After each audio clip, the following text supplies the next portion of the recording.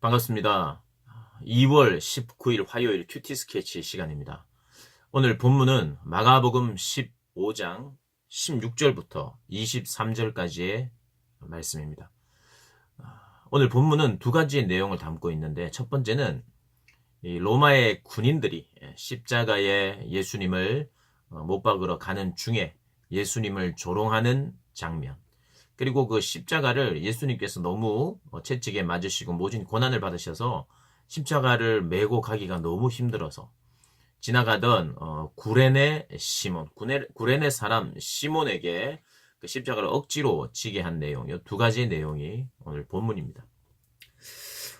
군인들이 예수를 끌고 브라이도리온이라는 뜰 안으로 들어가서 온 군대를 모으고 예수에게 자색 옷을 입히고 가시관을 엮어 씌우고 경례하여 이르되 유대인의 왕이여 평안할지어다 하고 갈대로 그의 머리를 치며 침을 뱉으며 꿇어 절하더라.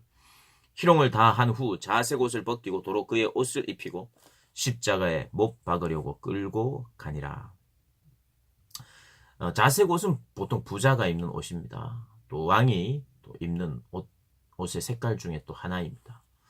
유대인의 왕, 네가 왕이라고 하니까 자색 옷을 또 입혀보는 겁니다. 조롱하는 거죠.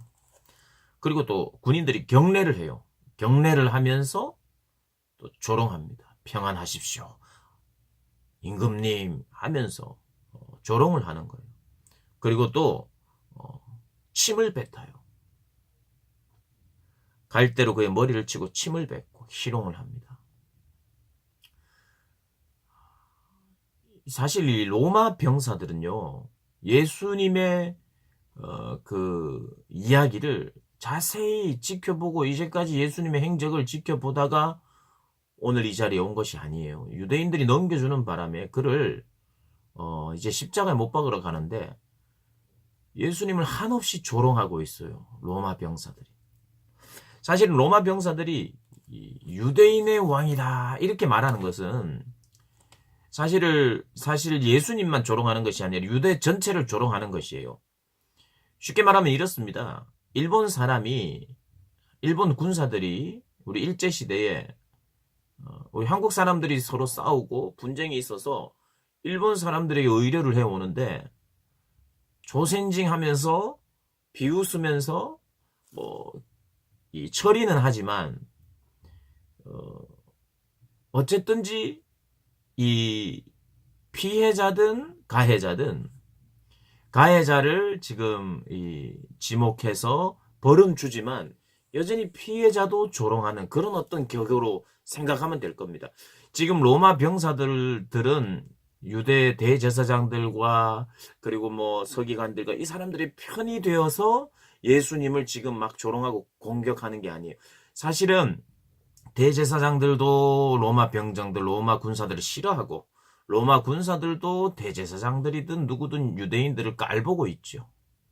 그게 이게 사실 굉장히 부끄러운 일입니다. 유대인들로서는 굉장히 사실은 부끄러워해야 되는 일인데 예수님을 죽이고자 이 일을 자행했고, 자행하는 가운데 군인들조차도 로마 군인들은 들은 이야기도 있고 예수님을 예수님이 한 이야기도 듣기도 했겠지만 기본적으로 조롱 컨셉으로 일관하고 있어요.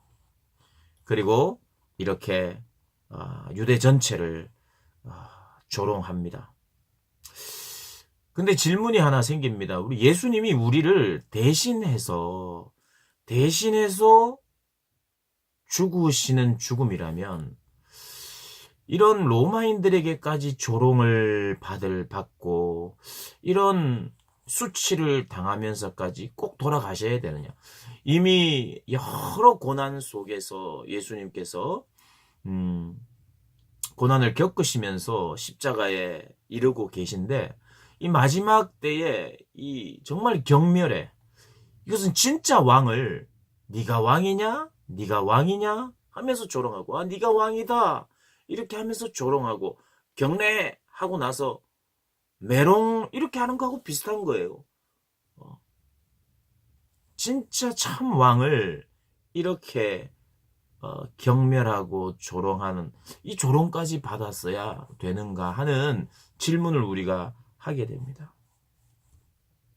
왜 이런 조롱까지 받으셨느냐? 그것은 어떤 면에서는 십자가에 달리시는 예수님에 대한 구약의 예언이 그런 비방과 조롱 속에 십자가를 질 것에 대한 예언들이 있기 때문이고, 첫 번째로는 또 다른 측면으로 우리가 이해할 수 있는 것은 이 이해관계가 다르더라도 예수님을 죽이는데 하나가 되는 이 무리들, 그리고 거기에다가 이 예수님을 모함해서 하나가 되어서 예수님을 죽이는 것도 큰 죄악이고 문제지만, 그것을 진행함에 있어서 한없는 조롱을, 심판주 되시는 그 주님을 조롱하며 심판하는 이 모든 로마인들이든 대제사장들이든 유대인들이든 누구든 이런 극악무도한 이 모든 사람들까지도 침묵하심으로 우리 예수님께서 용서하시기로 결정하신, 사실 예수님의 조건 없으신 어떤 용서와 사랑, 나의 사랑과 용서는 모든 인류를 향해 있다는 메시지가 아닌가 또 생각을 해봅니다. 예수님의 조롱은 사실은 조롱으로 끝나지 않았어요. 그분은 영광스러운 부활로 말미암아 그분의 영광을 회복하셨습니다. 그리고 그 영광은 영원할 것입니다. 그 누구도 조롱하지 못하는, 앞으로는 그렇게 될 것입니다. 그리고 우리 시대는 이미 되었어요. 영광스러운 부활로 말미암아 그 모든 조롱과 경멸, 그런 모든 것들을 회복하셨죠. 그런데 회복하신 뒤에 그들을 잡아서 혼내고 죽이는 것이 아니라 이미 십자가에서부터 용서하셨어요. 이들이 회개하고 이들이 반성하고 이래서 회개해서 용서하신 게 아니라 이미 용서하시고, 그들의 행동이 이렇게 극악무도해도 용서하시고 십자가에 지시는 모습을 우리가 보게 됩니다.